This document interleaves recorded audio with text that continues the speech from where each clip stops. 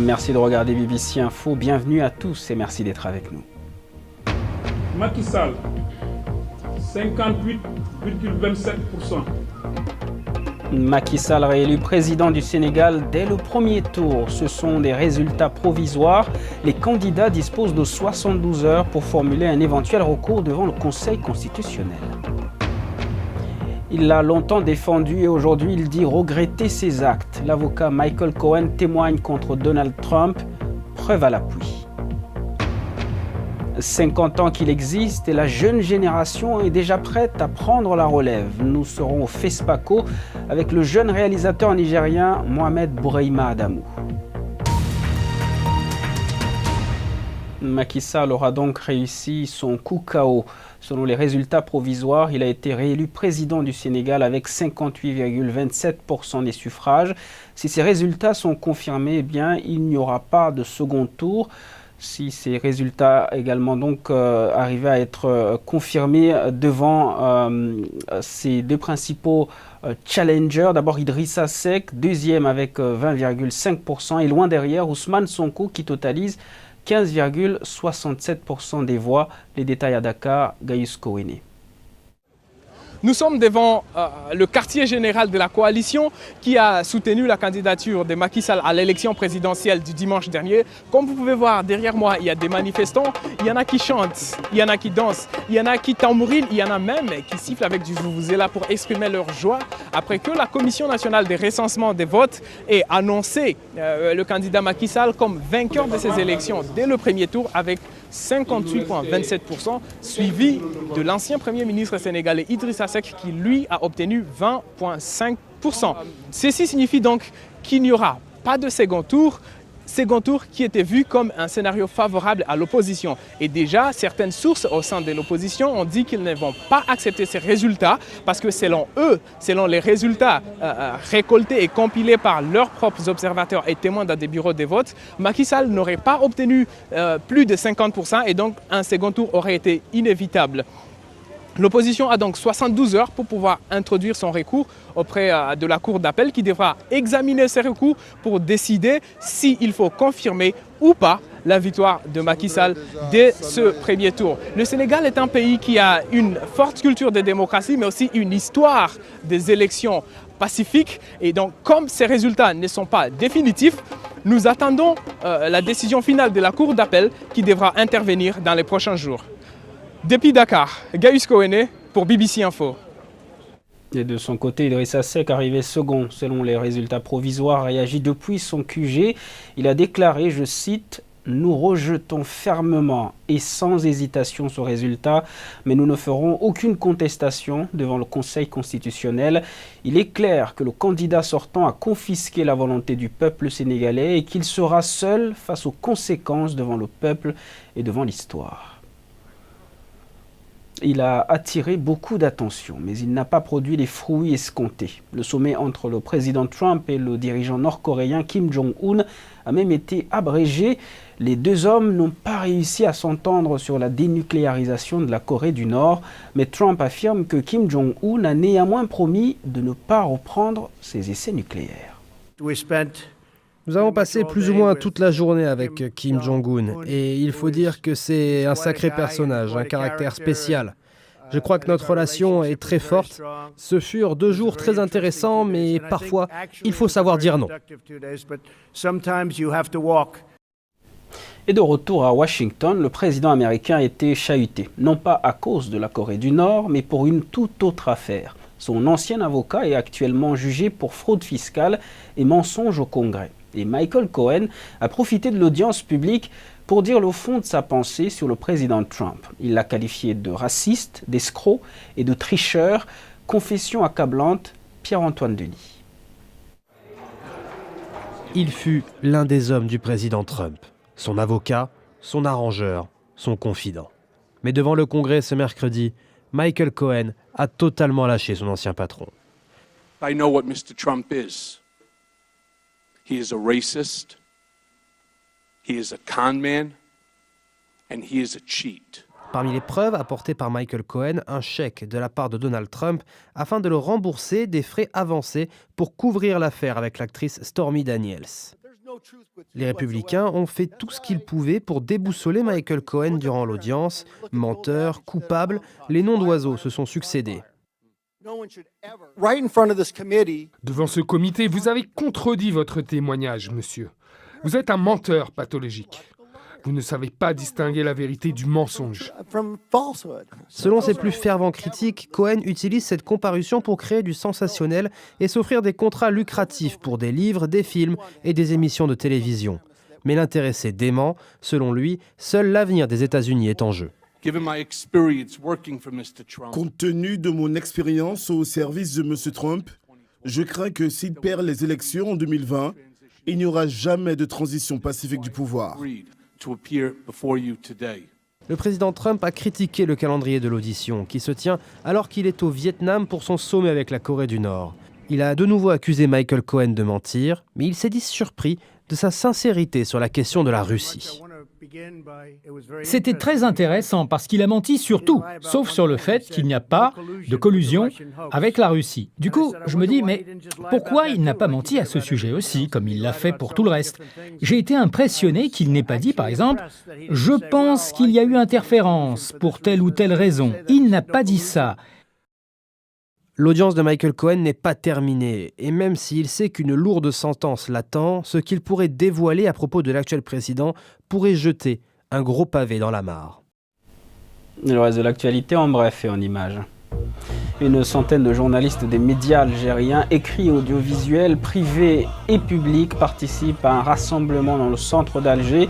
Ils dénoncent la censure et les pressions subies par leur profession, notamment des restrictions de couverture du mouvement de contestation actuel en Algérie.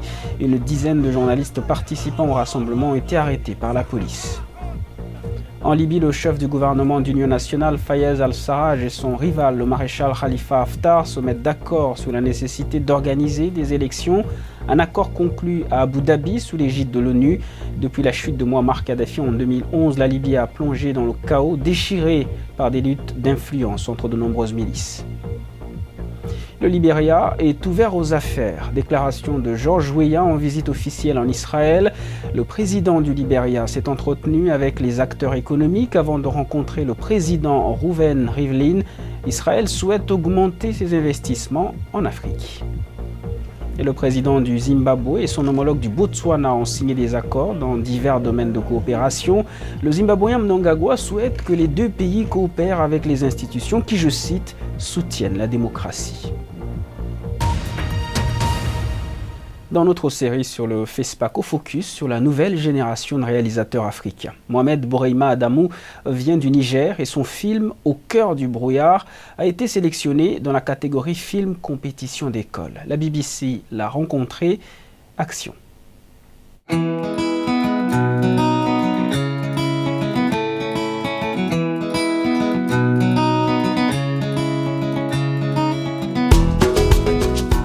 Voilà, on est au FESPACO, l'un des plus grands festivals du cinéma africain. Et mon film Au cœur du brouillard a été sélectionné. Et je suis très content d'être ici. Je m'appelle Mohamed Bourema, réalisateur en devenir. En tout cas, moi je profite de cette grande fête et je vous invite à participer. J'étais heureux déjà de faire ce métier. Et le fait d'être sélectionné n'a fait que renforcer ma décision. Quand j'ai appris que j'étais sur la liste des sélectionnés, je me suis dit « Waouh, donc j'ai pas perdu mon temps en fait. J'ai pas perdu 5 ans de ma vie. Je n'ai fait que gagner pour mieux exploser, dans le bon sens du terme. » Je présente maintenant Au cœur du brouillard, qui est du réalisateur nigérien Mohamed Bourema Adamou.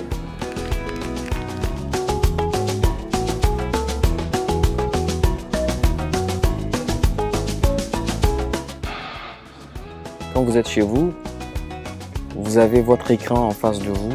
C'est pas la même expérience que quand vous êtes dans une salle de cinéma. Ça bouscule tes émotions. Les salles de cinéma montent le film à un autre niveau.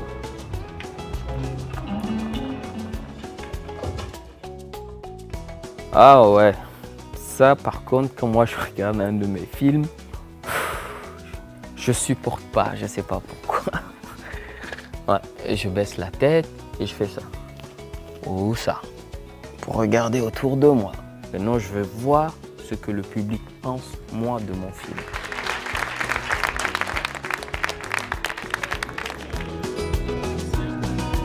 Mais c'est juste pour vous dire que mes jeunes frères, mes jeunes sœurs surtout, faites en sorte que vos parents se déplacent dans ces salles de cinéma.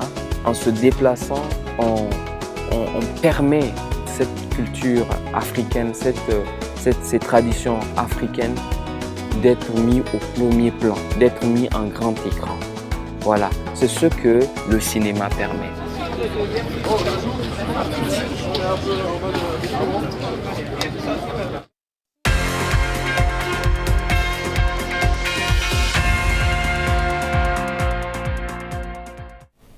Et les sports avec Emmanuel Coste. Bonsoir Emmanuel. Bonsoir Rémi. Hier soir en Espagne, le FC Barcelone a décroché son billet pour la finale de la Coupe en allant battre le Real Madrid 3-0 à Santiago Bernabéu. Le Barça qui est maintenant en lice pour sa 5e victoire d'affilée en finale de la Coupe.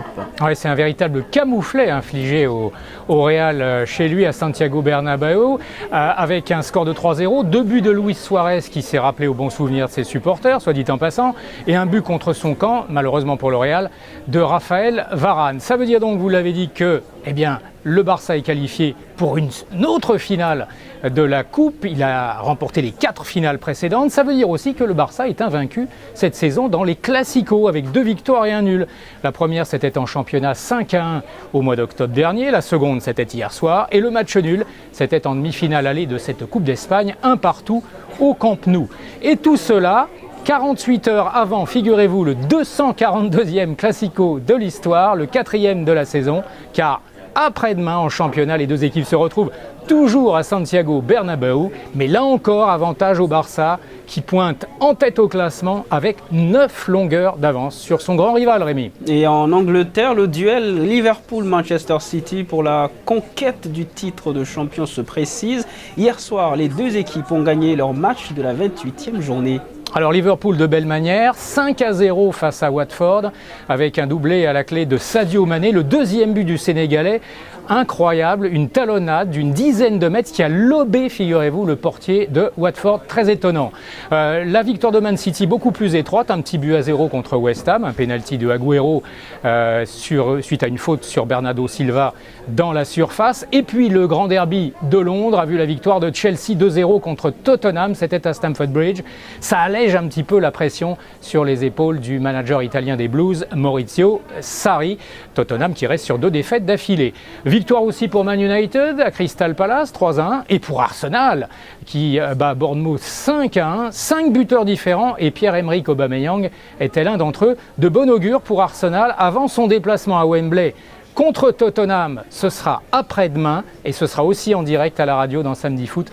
On aura l'occasion d'en reparler demain sans doute. Et puis la NBA, la balle au panier avec 2 matchs à suspense. Golden State qui s'incline in extremis dans la salle de Miami, 126-125 grâce à un panier à 3 points inscrit dans la dernière seconde par le vétéran Dwayne Wade. Et Milwaukee, le leader à l'Est, qui va battre in extremis aussi Sacramento, 141-140 après prolongation, Rémi. Merci à vous, Emmanuel Coste. Et on se quitte sur cette grande nouvelle. Au Japon, le plus petit bébé du monde a finalement quitté l'hôpital cette semaine. Il était si petit à sa naissance qu'il pouvait être tenu dans la paume de votre main. Il ne pesait que 268 grammes et aujourd'hui, il est âgé de 6 mois et a atteint 3,2 kg, de quoi réjouir son papa et sa maman. Et merci à vous qui nous regardez en Guinée grâce à nos partenaires d'Espace Télévision. Continuez de vivre l'actualité sur notre site bbc.com/Afrique. Au revoir.